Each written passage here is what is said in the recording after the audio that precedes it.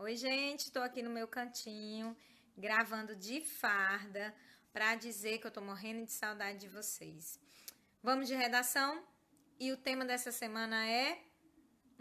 peguei vocês. Hoje não tem tema de redação. Hoje nós vamos falar sobre a tese e os artifícios para construir bons argumentos a partir da tese. Vamos lá? Então vamos nós, né? A tese e a construção dos argumentos. Mas para começo de conversa, eu tenho que pensar, o que é tese? Né? Qual é a função da tese? Como é que eu identifico a tese? A gente sabe que tese vem do grego tesis, que significa proposição, discussão, ou seja, é a sua opinião com relação ao tema, ao problema apresentado. É o seu ponto de vista, a apresentação de pontos de vista sobre o problema apresentado. E aí você pode fazer de várias formas, né? Você pode fazer de forma de declaração afirmativa ou negativa. Quando você tem a tese, você tem o seu percurso argumentativo. Você consegue construir um projeto de texto a partir dele. Lembrando que a tese ela deve aparecer na introdução, pessoal. Certo? A introdução ela cumpre duas funções, que é, primeira, apresentar o tema. Nada de botar o tema lá no segundo, terceiro parágrafo. Bota ele já no primeiro. E apresentar a tese. Apresentar o tema e indicar a tese são as funções da introdução. Deve vir logo, certo? E o leitor deve saber que dentro da sua introdução, como você vai seguir o seu texto. A partir dela, você consegue identificar. Para a gente treinar, eu trouxe aqui o tema de 2019. Um tema que assustou quem fez o Enem nos primeiros momentos, mas depois a gente pôde ver que dava para discorrer tranquilamente. Democratização do acesso ao cinema no Brasil. E aí eu trouxe um modelo de introdução, né? De você pensar, se questionar quais são os problemas dentro desse processo de democratização do cinema. Essa é uma redação que está lá no G1 de Fortaleza, uma redação nota 1000. Vamos ver a introdução. No Brasil, apesar de a Constituição Federal de 1988, em seu artigo 215, garantir acesso à cultura a todos os brasileiros, nota-se que muitos cidadãos não usufruem dessa prerrogativa, tendo em vista que uma grande parcela social não tem acesso ao cinema. Dessa forma, esse cenário comprometedor exige ações mais eficazes do poder público e das instituições de ensino, a fim de assegurar a igualdade de acesso ao universo cinematográfico. Eita, Elisângela, ele escreveu tudo isso num parágrafo só, certo? No parágrafo de introdução. A gente percebe o caminho que ele vai tomar. Ele vai falar do acesso à cultura a todos os brasileiros e de como muitos cidadãos não usufruem desse acesso, né? Porque se vê por aí que grande parcela social nunca foi ao cinema e que isso se torna um cenário comprometedor. Então, ele vai falar sobre esses aspectos no segundo e no terceiro parágrafo. Para, no último parágrafo, ele concluir e indicar a solução do problema, né? Que ele já indica aqui, ele já dá uma luzinha.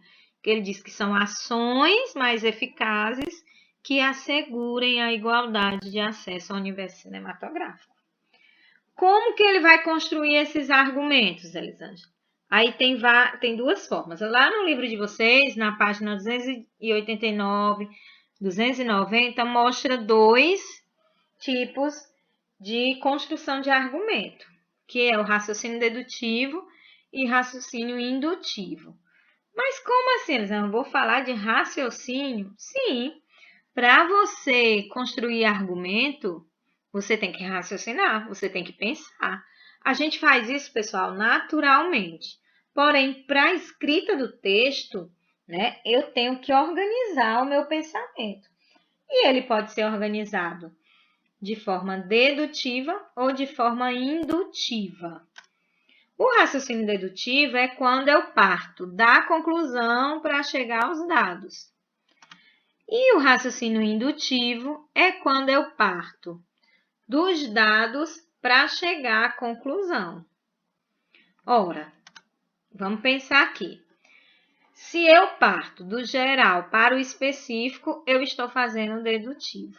Se eu parto do específico para o geral, eu estou fazendo indutivo. E aquela introdução que eu trouxe para vocês, essa aqui, o que ela nos mostra? Que ele fez de forma dedutiva ou indutiva?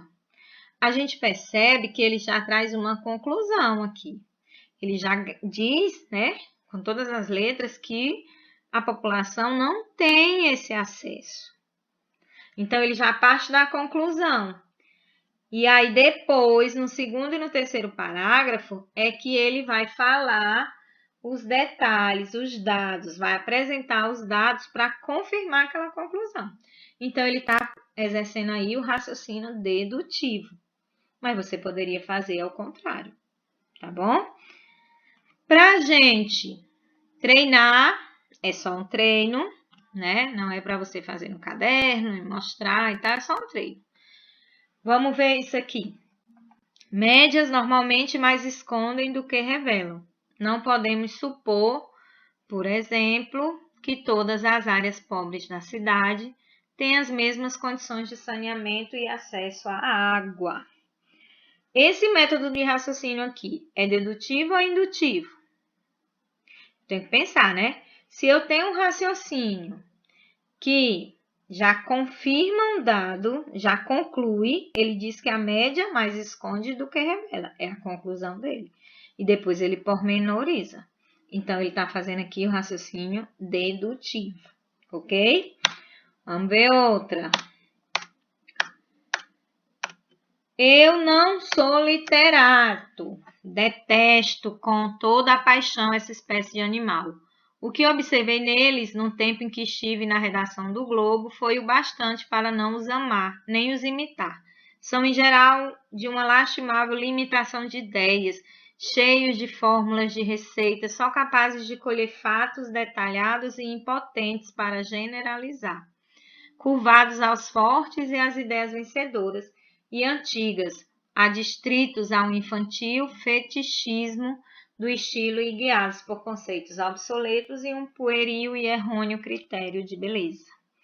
Do nosso querido Lima Barreto, né? Autor também dos Brusundangas que vocês leram para fazer o leiturário. No trecho, só capazes de colher fatos detalhados e impotentes para generalizar, se refere a qual método de argumentação? Fatos detalhados para depois generalizar. Detalho, depois generalizo. É o indutivo, ok? Então, vocês podem escolher um dos dois aí. Existem vários outros métodos que a gente vai ver. Esses aí foi só para a gente treinar, tá bom?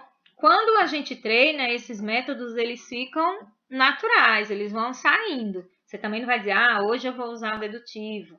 Não, vou usar o indutivo. Mas é só para você conhecer como funciona o raciocínio da argumentação. Ok? Então, lá no grupo, eu quero que vocês comentem para mim sobre as diferenças de raciocínio dedutivo e raciocínio indutivo. E a função da introdução para a exposição da tese. Beleza? Aguardo vocês no grupo. Beijão!